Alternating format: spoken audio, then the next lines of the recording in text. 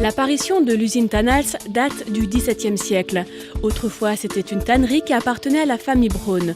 En 1936, Charles Frey rachète une partie de l'usine. Il ne tanne plus le cuir, mais le transforme en courroie et en accessoires textiles. De ce passé subsistent encore des vestiges, comme une ancienne forge. En 1973, son fils Jean devient PDG et Thierry, le petit-fils, intègre l'entreprise. Jean développe la partie transformation du cuir. Aujourd'hui, c'est la 4e génération qui a pris les rênes de Tannhals et l'entreprise produit des courroies et des bandes transporteuses. On est plus des marathoniens que des coureurs de 100 mètres. Notre volonté, c'est de faire perdurer l'entreprise. Donc la preuve, c'est pendant 4 générations. On a essayé de se développer dans la vallée de la Dolère, du moins de se maintenir et de maintenir des emplois. L'entreprise a évolué avec son temps. Dans les années 80, les machines à calculer ont été remplacées par des machines électroniques. D'ailleurs, un musée qui se trouve à l'intérieur de l'usine témoigne du changement. C'est la partie où l'on fabriquait les produits initiaux, c'est-à-dire historiques, des produits à base de cuir. Là, je me trouve devant une guillotine qui sert à découper les peaux de cuir, donc les croupons de cuir, pour en faire des languettes qu'on assemble, pour en faire soit des courroies en cuir pour l'industrie textile, ou alors faire des accessoires en cuir, par exemple pour les métiers à tisser, etc. Pourquoi nous sommes attachés à ce musée? D'une part pour perpétuer l'histoire de Tannhals, parce que dans ces lieux, dans ces bâtiments, à l'origine, c'était une tannerie. Et comme nous faisions des articles à base de cuir, les générations futures verront quand même ce que c'était que Tannhals, même si aujourd'hui, ces produits-là, en termes de chiffres, ne représentent que 5% de notre chiffre d'affaires. Depuis plus de 70 ans, l'entreprise a dû faire face au bouleversement de la société. Dans les années 90, l'entreprise est en crise. En cause, le déclin des industries textiles. Thierry Frey et Guillerette ont dû se remettre en question pour sauver leur entreprise. Les années 90 ont été calamiteuses même. L'industrie textile française était à l'agonie. Et nous avons eu, dans les années 90, 1 million de francs d'impayés, c'est-à-dire 150 000 €. Ce qui nous a conduit à devoir licencier du personnel.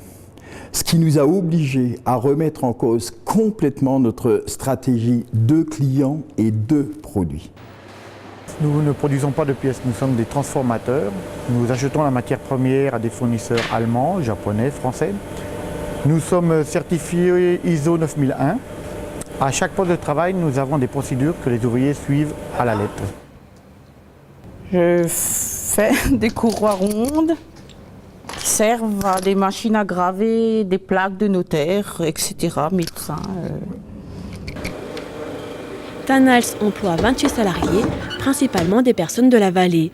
Vincent Maffé y travaille depuis 32 ans. Par rapport il y a une vingtaine d'années où on apprenait aux gens à faire que du manuel, c'est-à-dire le biseau se faisait manuellement avec une simple biseauteuse. Donc d'où cette commande numérique qui permet un gain de temps énorme et puis c'est un outil très formidable. Les courroies et bandes transporteuses sont chargées de transmettre de la puissance ou d'acheminer des pièces. Utilisées sur un très vaste marché, on les retrouve dans les distributeurs de billets de banque, pour le transport alimentaire ou encore dans les portes de TGV.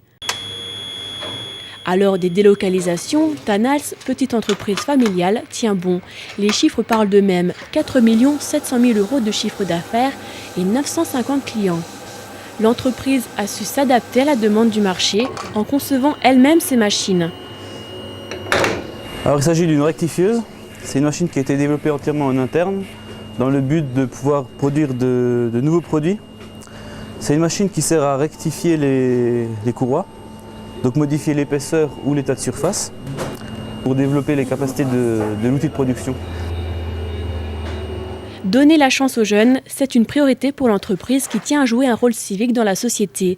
Noémie est assistante achat pour Tannhals. J'ai été embauchée chez Tannhals depuis le mois de septembre. Enfin, d'abord, j'étais un mois en intérim et j'ai trouvé cet emploi par candidature spontanée. Mais la relation avec les hommes est importante. Et ce sont les hommes et les femmes de la vallée en fait, qui ont fait l'entreprise et qui ont permis Merci donc aux anciens. Ce sont ces hommes et ces femmes qui nous ont permis d'exister encore à ce jour. Thierry Fray est bientôt retraité. Son fils Pierre-Régis a déjà pris la gérance l'été dernier. Chacun a amené un peu ses compétences, sa pierre à l'édifice, de mon arrière-grand-père jusqu'à mon père qui est donc encore dans la société. Heureusement, parce que j'en ai besoin. Chacun amène un peu ses compétences, un plus.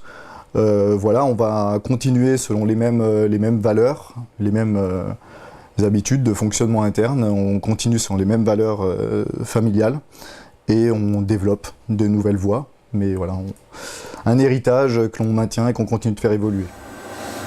L'histoire de Tannals se poursuit dans le respect des traditions familiales.